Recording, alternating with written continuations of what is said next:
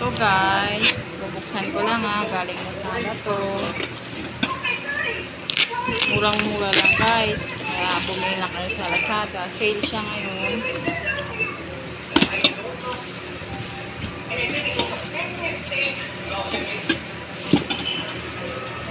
Tadaan!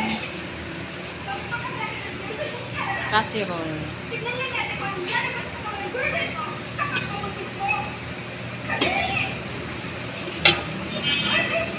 Ayan guys, oh. Ano tawag siya nito? Lid. Lid yung takip niya. Plus.